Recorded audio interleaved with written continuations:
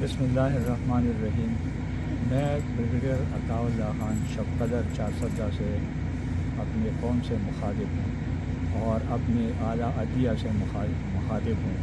आज फजल खान जो हमारे PTI के MNA हैं वो अदालत गए थे और अदालत में जो कुछ भी हुआ उनके साथ, उनको मारा, दो कूब किया, उनके ऊपर ANP वालों ने तशद्दुद की और ये वैसे एक अनहोनी है। अगर आप देख लें कि अदालत के अहाते के अंदर एक मुअज़्ज़ज़ बंदी की इतनी बेइज्जती होती है और उनको ज़ोद-ओ-कूब किया जाता है और उनके ऊपर तशद्दुद किया जाता है।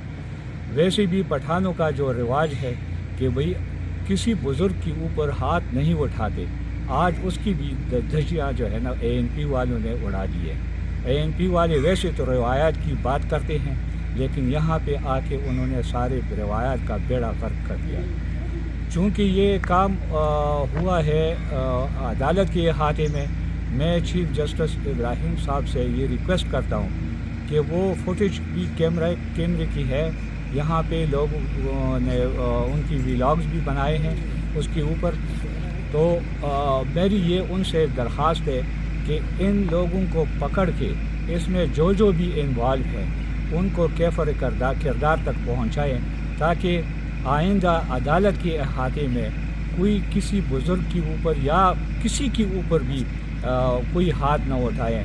और इस किस्म का जो है ना वो किरदार और सलूक इंतहाई काबिल मज़म्मत है।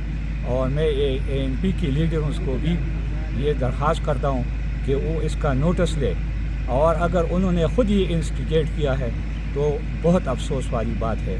वस्सलाम।